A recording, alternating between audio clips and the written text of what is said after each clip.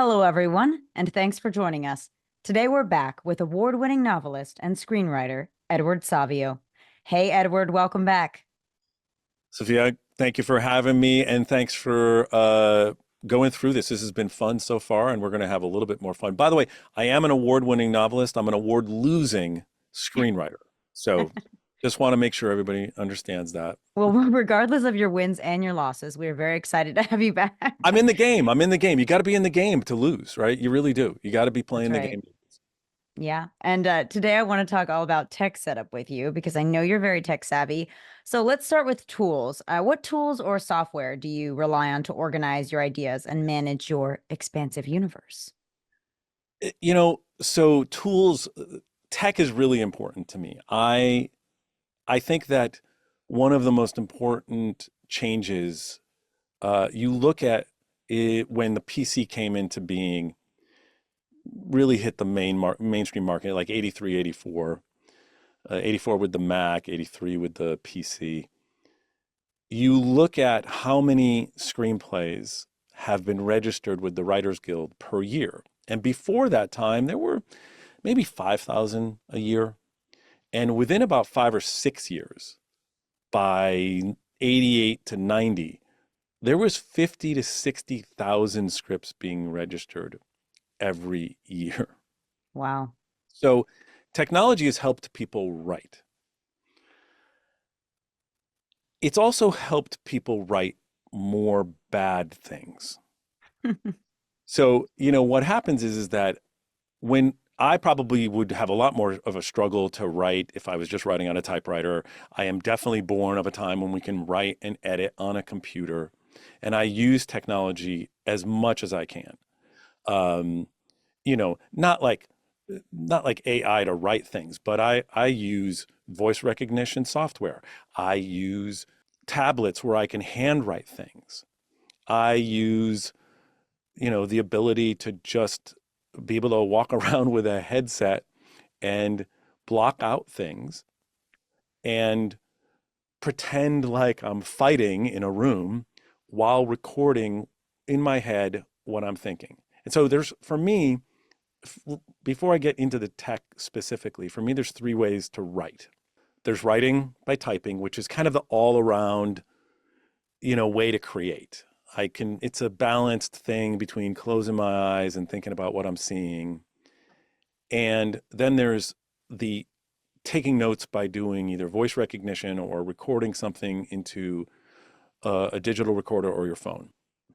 And that's a different type of thing. Like I can be in the moment, I can be out and about and walking through something I'm seeing that I'm going to maybe write about. And, or if I'm writing about a church, say in Paris, I don't need to be, I've been in a church in Paris, but I don't need to be there right this minute. I can go to a church in San Francisco, a Gothic church like Grace Cathedral, and describe what I'm seeing there and have that feeling. Hmm. And then there's handwriting, which I tend to do on digital. I don't write on notebooks, I write on my iPad. And I find that either by writing notes or redlining something I've already written while I'm editing, it's non-destructive editing.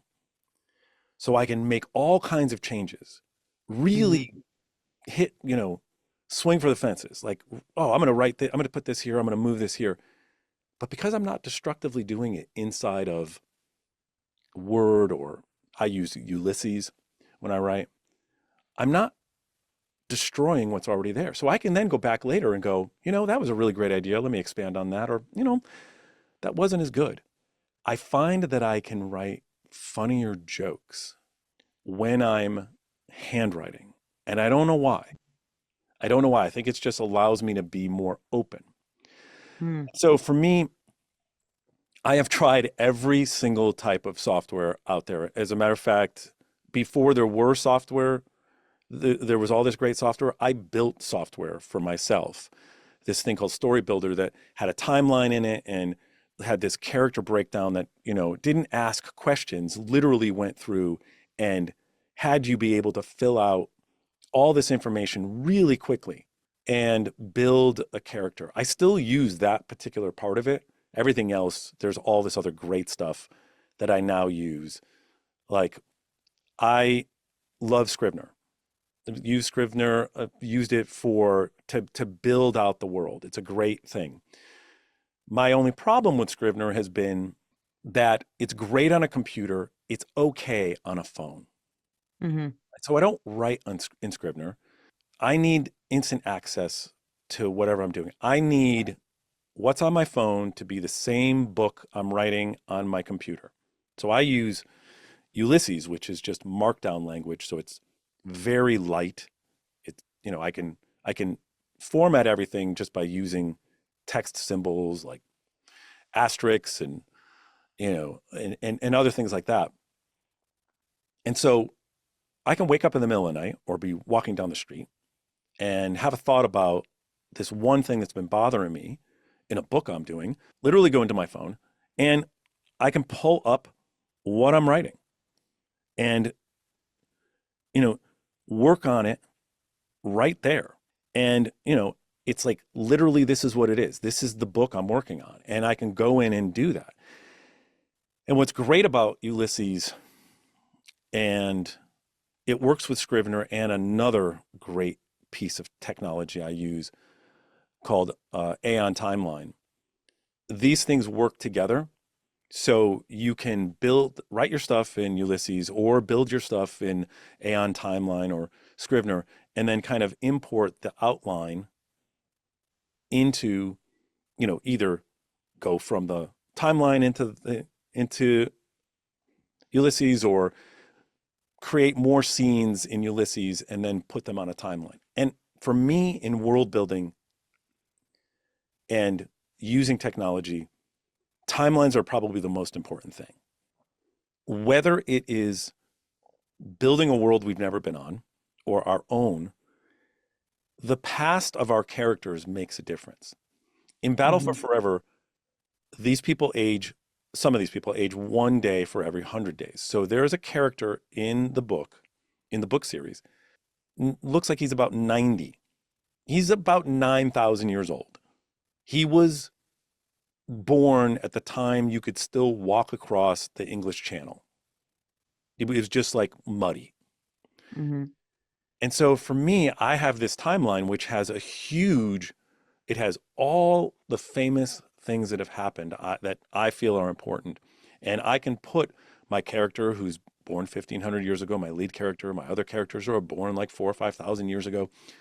I can I can see where they are in the world during these famous moments and say, okay, this person was here during this.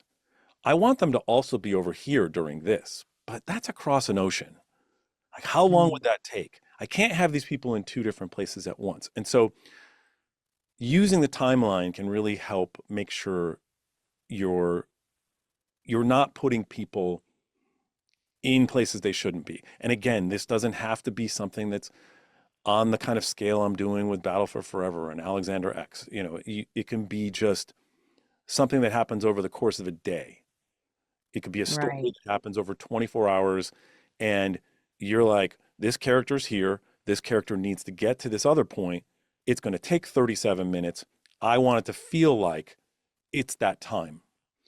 And and for me, I have technology fatigue as well. Mm. I have a little bit of ADHD. I think all writers do to a certain extent. I think if you're in many ways, if you are a creative, you are not normal. There's something going on in your brain that is makes you look at the world differently. You're not satisfied with whatever it is you see. You want to create. And that allows us to be sometimes very diligent and very directed, but it also can make us go down rabbit holes. And one of the fantastic things about technology is it gives us, we don't have to go to a library to do research. We can just get there. But technology also lets us waste hours of time. And, Right. you know, there are some parts of my tech that I switch up just a little bit, like whether I'm writing in a notebook versus whether I'm doing a little bit more work in, say, a mapping program where it keeps it fresh for me. Mm-hmm. But I also find that if I do that too much, I start getting 16 different things that I'm using, and I've got little pieces of information here and little pieces of information here. And that's why things like Scrivener are really great, where you can, even with the limitations of not being able to maybe get it on my phone, when you're doing the big giant, here's all my research. This is that article I thought about. This is the place I'm going to do. These are all the characters. This is my outline of my story. It's all in one place, and you can easily tie these things together. And so I've tried every single thing. So when I work with writers, like other people, I tell them I've tried every single piece of software out there, so you don't have to. So one of the things about tech, right, is that tech, again, like I said, I have a bit of fatigue, attention deficit fatigue, where I have to scramble things a little bit. And so I have, one computer that has nothing on it, that has no memory, that literally just has my writing program, and that's basically it. I can get on the internet, but it's it's really like I got blinders on. I also over there I also have, a setup, a stand-up desk with a 50-inch television screen as a monitor with a 27-inch, nearby underneath it, and then a 65-inch television screen that I set off to the side where I can put on post-it notes or any notes that I'm walking around and looking at. I started out writing in my bedroom, which is 9 by 10, and doing it at a little tiny desk, right? Mm-hmm. And I've decided I wanted more room. I can still do the little tiny writing room thing. It really feels like, for me, technology is there more, not just to help me, but also to make sure that when I'm feeling like I don't want to be in this room anymore, I don't want to write, I can go move to another place, a thing that's a different experience for me. And I can create in a new way that brings freshness to it. And so I have these little places around my home where I can write when I'm in different moods. And I think there are some people that are going to be like, I need ritual, and I have ritual, but my ritual is like circling around. I'm like, I'm here, I'm here, I'm here, I'm here, I'm here. You may not need that, but if you struggle with attention or with feeling like you're dried up in a moment or you've got writer's block, changing venue, changing the tech, changing the look and feel of your workplace can help you. Now, that's a great idea, Edward. I know that I've interviewed quite a few writers that that has really benefited them to just be able to have that kind of escape or that change up or that refresh for them. And just thank you so much. This was wonderful insight on all things tech setup. Thank you very much. That's all the time we have for today. Thank you, everyone, for tuning in to today's interview with award-winning novelist and screenwriter Edward Savio. Be sure to check out our website for more videos.